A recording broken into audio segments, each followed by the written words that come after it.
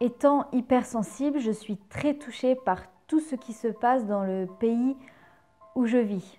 Et en même temps, toute personne qui a un véritable cœur ne peut pas rester indifférent face à toute cette souffrance et surtout face à la souffrance des autres. J'aimerais dans cette vidéo vous partager des clés pour justement gérer un peu mieux ce genre de situation. J'ai su pour Strasbourg, bien évidemment, comme par hasard, ça arrive au moment de Noël, comme par hasard, ça arrive dans une ville avec le Parlement européen. Bref, passons sur ça. Quand vous vous sentez touché par une situation, le plus beau cadeau que vous pouvez vous offrir, c'est de maîtriser vos émotions. D'ailleurs, voilà, on parle de fêtes de fin d'année.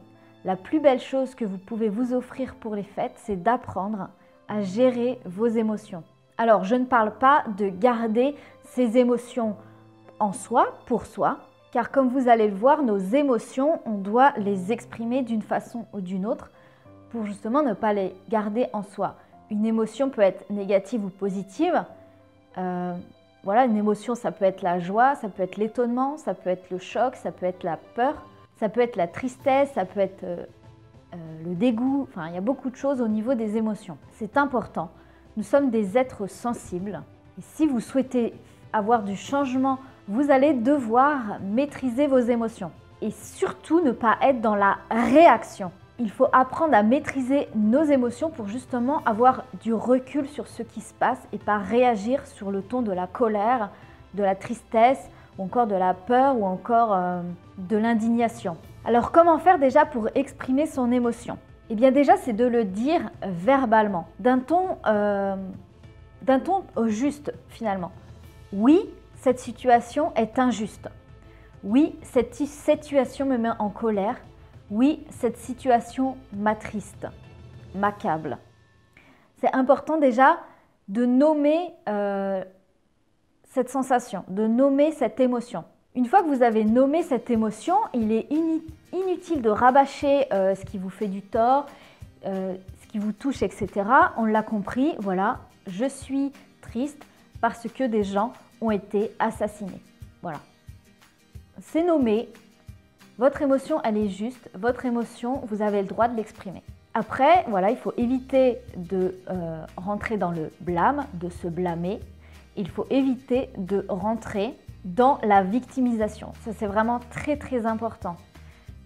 Quand on gère ses émotions, on ne devient plus victime de sa vie, on devient acteur de sa vie. Donc, une fois que vous avez exprimé votre émotion, je suis en colère parce que mon voisin m'a engueulé ou je ne sais pas.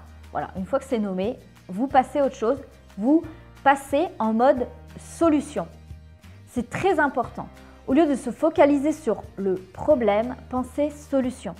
Notez-le. Au lieu de penser problème, pensez solution. Au lieu de vous zoomer sur un problème où vous avez l'impression de ne pas vous en sortir, il faut penser bonnes émotions et solutions. Votre émotion, finalement, elle est là pour toquer à votre porte et vous dire tac, tac, tac, là, il y a un truc qui ne va pas. Vraiment, l'émotion, il faut le prendre comme un messager. Le messager toque à votre porte, mais vous décidez de ne pas ouvrir. Alors, il tambourine à la porte jusqu'à ce que ça rentre dans votre tête. Sauf que simplement, si vous ouvrez la porte à votre messager et que vous prenez le messager s'en va dans le calme, simplement. Vous lisez votre message, vous vous dites « Oui, voilà, je suis en colère parce qu'il y a des choses injustes qui se passent et il y a des choses qui vraiment m'attristent. Et je ne comprends pas pourquoi, enfin voilà, vous exprimez votre émotion. Et ensuite, vous focalisez, comme je vous disais, sur des solutions. Qu'est-ce que je peux faire pour arrêter d'être triste? Qu'est-ce que je peux faire pour arrêter d'être en colère? Et là, c'est important justement pour prendre du recul et de se dire, bon, voilà, alors je regarde des informations, ça me met encore plus en colère. Eh bien ça, c'est sûrement inutile. Faites quelque chose qui va transformer cette émotion en quelque chose qui va vous aider justement. Ce qui peut vous aider aussi, c'est de se focaliser sur les choses positives. Au lieu de se focaliser sur les choses qui ne vont pas, c'est se focaliser sur les choses qui sont positives.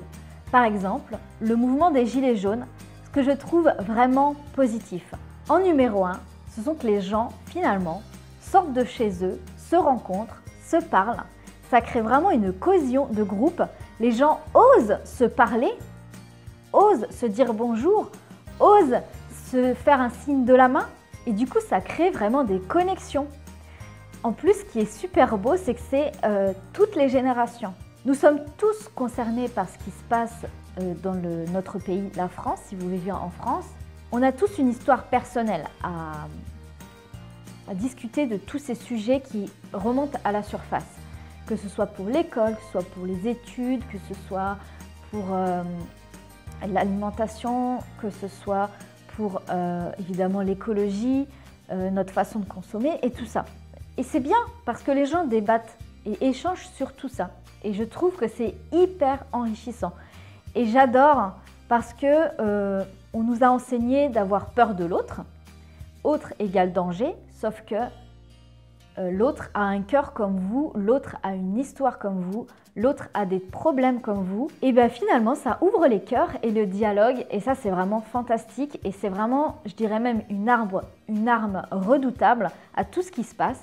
Parce que les infos, elles passent. Les infos circulent. Et ensuite, on commence à se construire notre propre avis. Et ça vraiment, ça n'a pas de prix. C'est hyper intéressant. Numéro 2, ce que je trouve vraiment de positif dans ce mouvement, c'est que des vérités éclatent. Si vous commencez à creuser un petit peu, il y a des choses qui remontent à la surface, qui ont été masquées par le gouvernement, par les médias, etc. Mais il y a des choses qui refont surface, il y a des témoignages de personnes aussi, de choses qui se passent. Et finalement, pareil, on est interconnectés et on commence à découvrir des choses, bien évidemment, qui sont complètement aberrantes, injustes, asservissantes, etc. Donc ça, à ce niveau-là, c'est vraiment super intéressant aussi. Et en plus, les gens ont commencé à s'intéresser à la politique vraiment, à l'économie, à l'histoire aussi. Les gens ont commencé à creuser et à finalement se poser les bonnes questions. Parce que quand on est en temps de crise, quand il nous arrive quelque chose, quand quelque chose nous touche, eh bien c'est le moment de se poser les bonnes questions et se dire que finalement, qu'est-ce qui est important pour moi? Est-ce que c'est mon travail qui me gonfle jour après jour? Est-ce que c'est de passer du temps avec mes enfants? Est-ce que c'est de me sentir en pleine santé? Est-ce que l'important c'est de prendre soin de mes parents? Enfin voilà, on commence à se poser les bonnes questions. Au lieu d'être centré sur nos petits besoins, sur comment on peut se divertir, comment on peut changer les idées, enfin, au lieu de tourner entre guillemets autour de notre nombril, on commence vraiment à se poser les bonnes questions. Et ça, pareil, c'est super intéressant. Et troisième chose que je relèverais de ce mouvement des Gilets jaunes, donc il y a cette connexion, il y a ce questionnement et il y a cette joie. Il y a cette joie, les gens se prennent par la main, les gens chantent, les gens dansent. Il y a vraiment cette bonne humeur qui règne. On fait des repas, on se retrouve, on débat. Oui, c'est dur et franchement, je suis admirative de toutes les personnes qui vont manifester, que ça fait des semaines qu'ils sont dans le froid, qui se relayent. C'est juste incroyable ce que vous êtes en train de faire. Vraiment bravo, bravo pour toutes ces personnes qui ont beaucoup de courage. Et donc voilà, c'est vraiment cette solidarité, cette bonne humeur qui fait chaud au cœur. Voilà, tout simplement, je vous mets quelques images là maintenant pour vous montrer que ça a réveillé de la créativité, ça a réveillé de l'imagination, ça a réveillé des envies de collaborer, de co-créer ensemble. Et ça c'est pareil, c'est redoutable, c'est une arme redoutable. Donc on a tous une histoire personnelle à propos de tout ce mouvement. On croise des personnes, on travaille, on a des charges, on a des impôts à payer, enfin on est tous concernés. On a des grands-parents à la retraite, on a des enfants, enfin voilà, on a tous quelque chose vraiment à dire à ce niveau-là, à propos de nos services publics aussi, de nos hôpitaux, de nos écoles, de notre police qui finalement, ils n'ont vraiment pas de budget.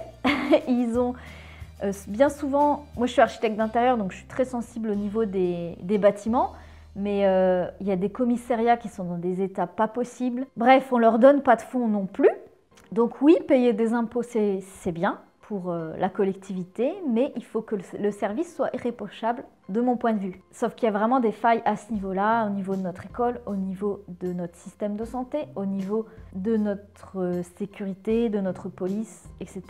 Bon, bref, je ne vais pas rentrer dans les détails, mais là, je vous donne simplement mon point de vue. Donc, comme je le disais, on a tous une histoire personnelle et on a tous des situations qu'on trouve anormales et injustes. Mais sincèrement, on ne peut rien attendre du gouvernement.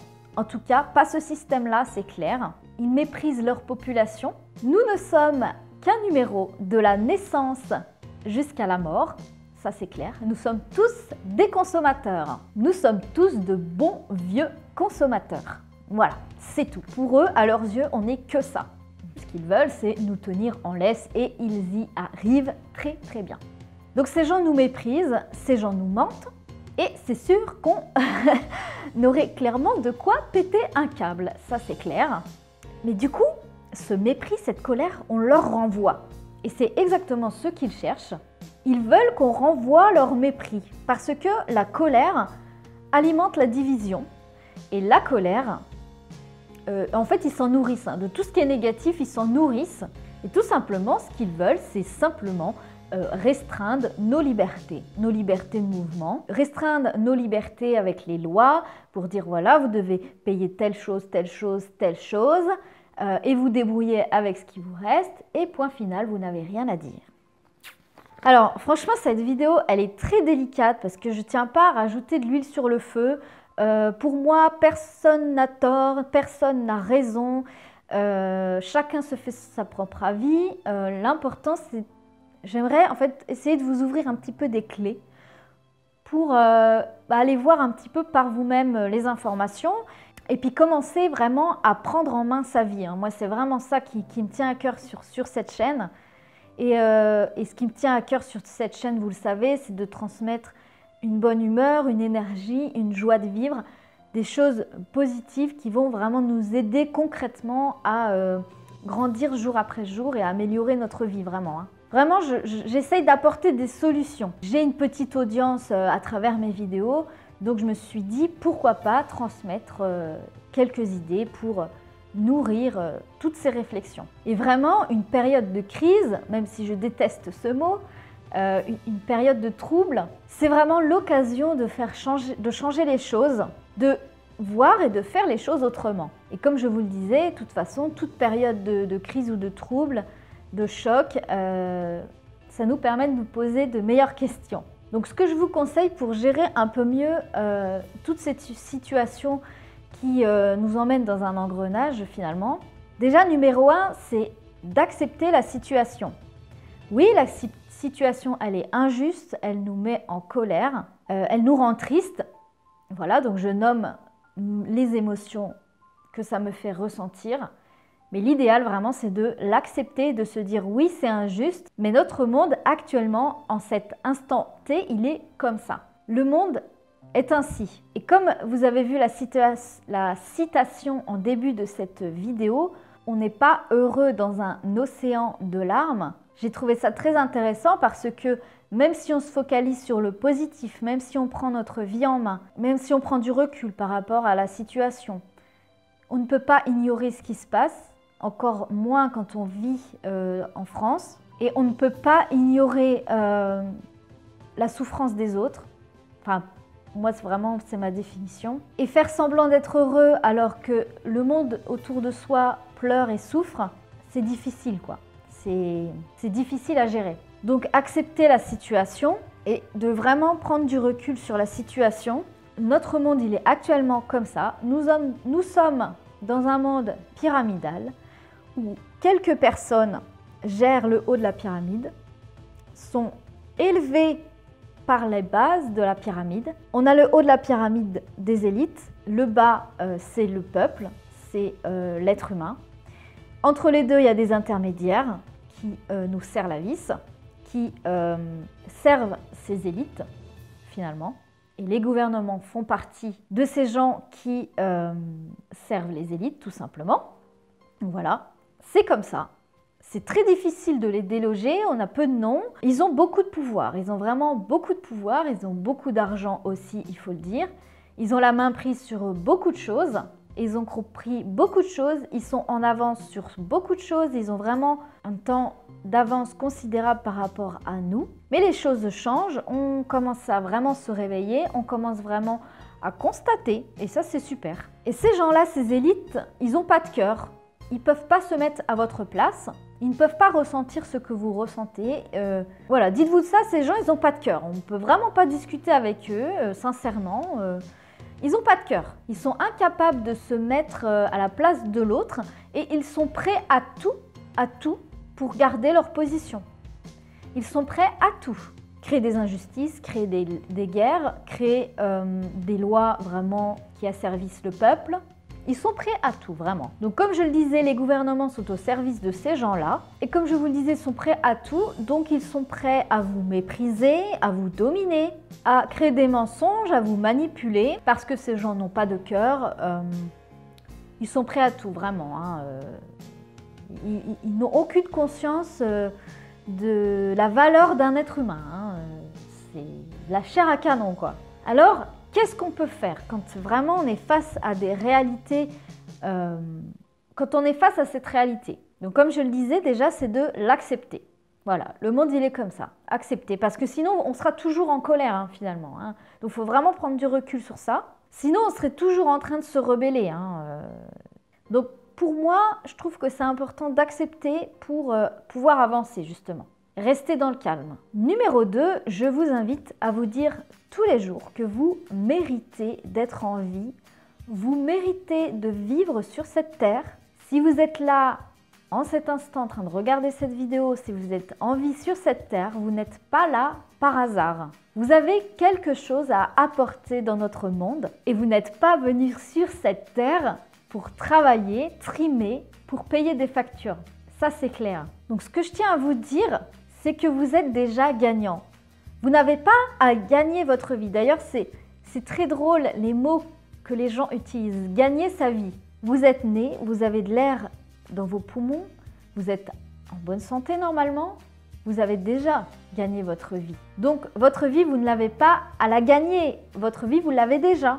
Normalement, vous êtes déjà libre. Et finalement, tout passe par l'état d'esprit que vous avez. Et si vous souhaitez du changement, le changement se fait d'abord en soi. J'en viens au point numéro 3 du coup, c'est de garder un maximum la paix en soi, de maîtriser ses émotions, de se sentir bien dans ses bottes, de se respecter et de prendre soin de soi. Si vous ne prenez pas soin de vous, qui va le faire? Prenez soin de votre maison intérieure, prenez soin de votre corps, prenez soin de votre état d'esprit, prenez soin de vous tout simplement. Et une fois que vous aurez vraiment pris soin de vous, vous pourrez prendre soin des autres. Et numéro 4, je dirais, c'est de prendre en main ses responsabilités. Décider de changer soi-même, d'être vraiment droit dans ses bottes. La bonne humeur, le changement se fait déjà en soi.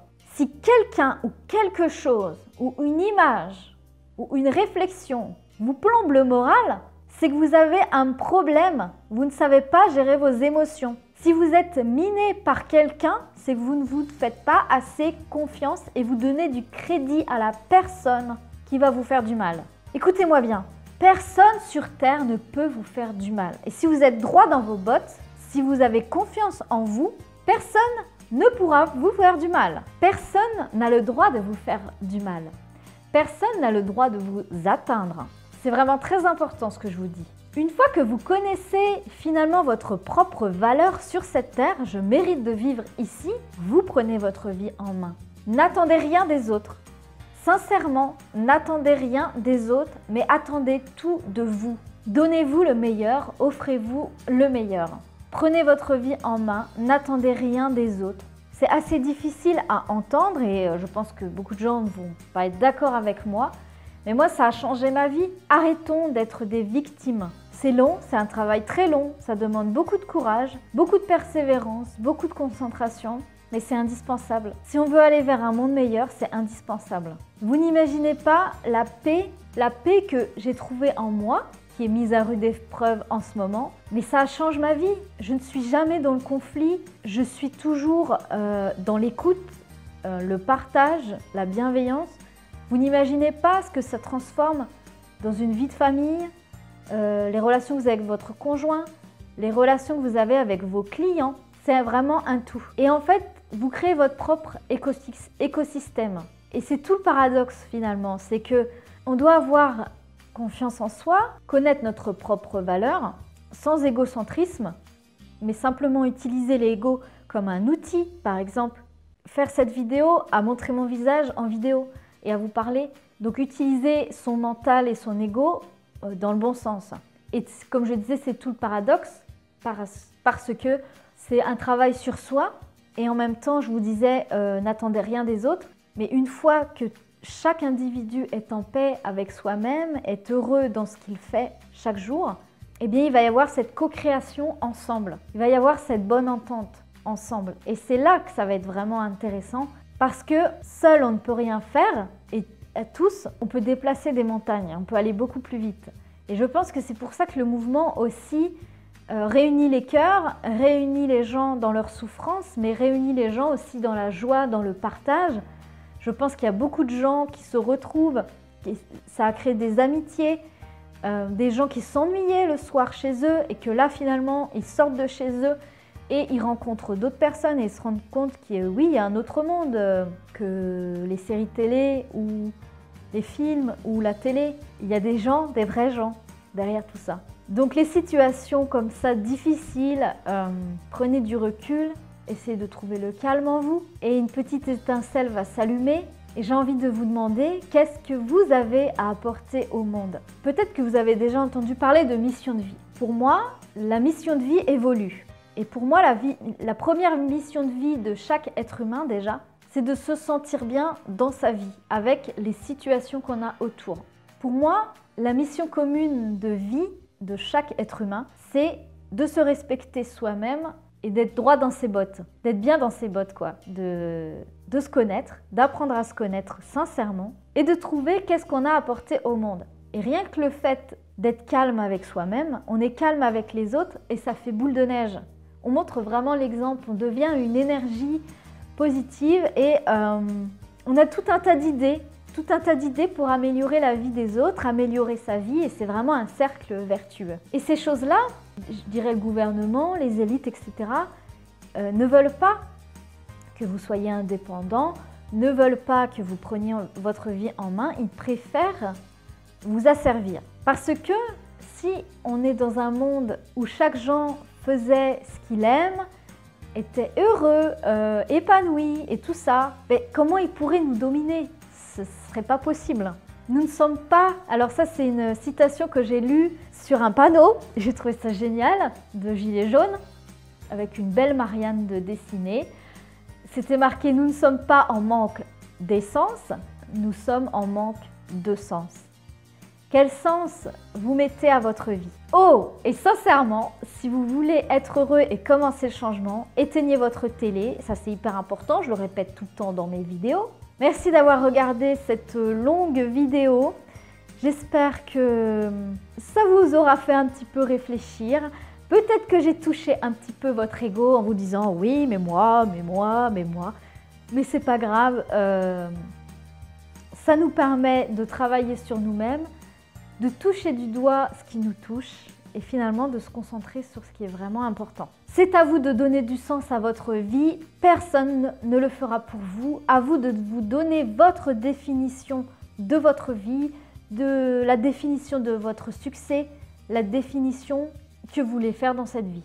Pour rappel, Nathalie la botte secrète, c'est une chaîne qui prend soin de vous, qui j'espère dans la joie, dans la bonne humeur, dans le partage et dans le réconfort aussi, un petit peu de douceur dans ce monde de brut. Alors, si vous souhaitez un peu plus d'informations sur notre monde, je vous ai mis une vidéo en barre d'infos et je vous mets aussi la vidéo de Fabien Olicard sur le discours de Monsieur Emmanuel Macron, sur les micro-expressions.